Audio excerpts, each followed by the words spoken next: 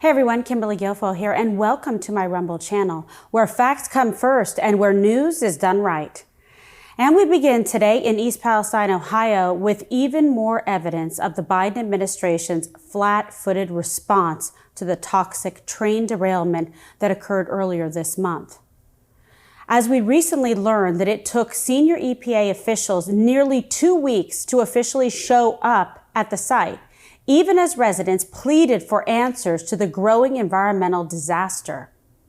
But as usual, Biden's EPA took no blame for anything, with a senior administration official trying to claim that a visit too soon would have diverted resources from the response and that there has been no loss of life, quote, because emergency responders were able to focus on the job and not visitations.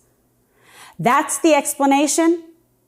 That we didn't show up to inspect the damage because it might have been a distraction?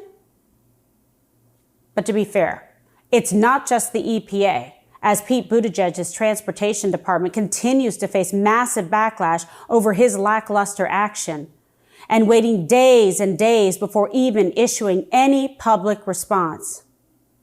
And get this. The mayor of East Palestine says that it took 2 weeks before anyone from the White House even contacted him, raising even more questions about why Team Biden just can't even find the time to pick up a phone during a massive crisis. And also, don't forget, residents in the area are still complaining about headaches and irritated eyes, along with reports about sick pets and wildlife. But rather than focus on taking responsibility, Team Biden plays one blame game after another. Here's Buttigieg's suggestion. It's no big deal because train derailments happen all the time. Take a look.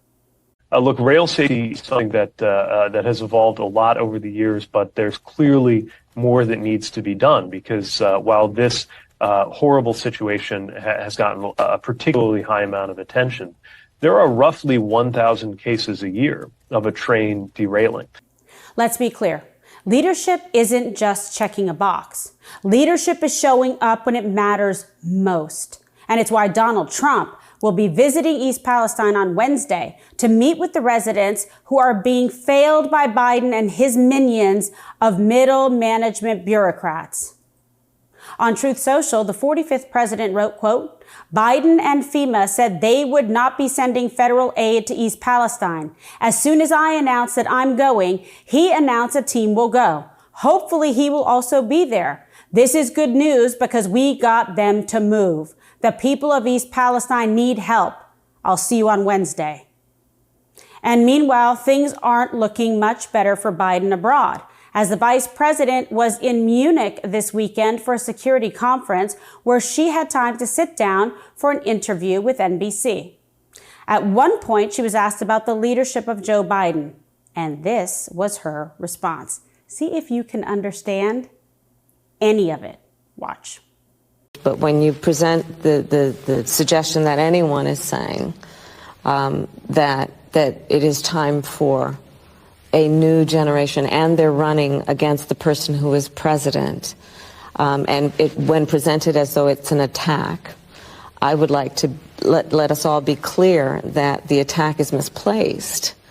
If the point of it is that we need leadership that is strong, because we have a strong leader in Joe Biden. Thank you very much, Madam Vice President. Thank you. Thank you for your time. Thank you. Did you catch all that? You have to wonder, does the vice president herself even know what she's saying? Or maybe her speechwriters and her aides just really can't stand her and just putting her in one bad position after another. It's possible.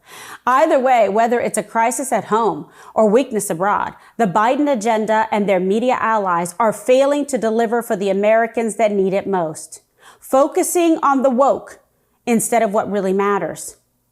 Which brings us to our last story, where a new batch of Twitter files is revealing bizarre efforts by Maine Senator Angus King to get Twitter to target accounts his campaign deemed, quote, suspicious. And what was just so suspicious? Well, according to the 2018 email, King's campaign team has concern about a random Twitter account for being excited about Rand Paul and, quote, mentions immigration. As journalist Matt Taibbi joked, mentions immigration may be the funniest explanation I've seen a politician give for why a Twitter account is, quote, suspicious. But like I've been saying, it's why supporting the free flow of information now is more important than ever before. Do you really want a few radical members of the media or a few extreme staffers at a big tech company or Democrat staffers trying to bully you into what you are or not allowed to say? Don't let the feigned outrage gain any more influence than they already have. And it's why I'm here on Rumble, where free speech comes first. Please follow me at Kimberly Guilfoyle, like and subscribe, and be sure to enable notifications. And please comment below and tell me what you think. Talk to you soon.